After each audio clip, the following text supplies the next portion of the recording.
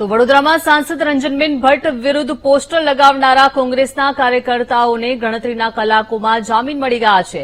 વારસિયા પોલીસે મોડી રાત્રે કોંગ્રેસના 3 કાર્યકર્તાઓને જામીન પર મુક્ત કર્યા હતા, જે બાદ પોસ્ટર લગાવનારા કોંગ્રેસના કાર્યકર્તાઓ હેરી ઓળે નિવેદન આપ્યું છે. તેમણે કહ્યું છે કે મને બેનર લગાડવા કોઈએ કહ્યું ન હતું. મારા અંતર આત્માનો અવાજ સાંભળી મેં બેનર લગાવ્યા હતા.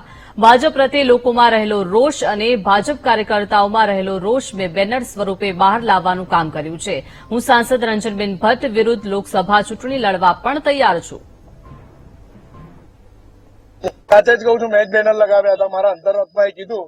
પૂર્વ મેયર જ્યોતિબેન પંડ્યા કહેતા હોય કે મારો અંતરાત્મા રાષ્ટ્રીય ઉપાધ્યક્ષ મહિલા મોરચાના એ બોલતા હોય તો મારો અંતરાત્મા જાગ્યો અને મેં બેનર માર્યા છે.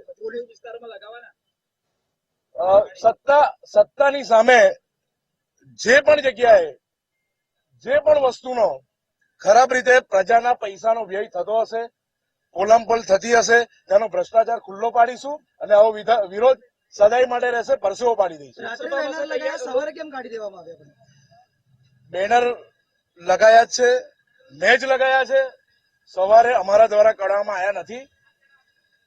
એ કોણે કાઢ્યા છે એનો અમને અંદાજો નથી.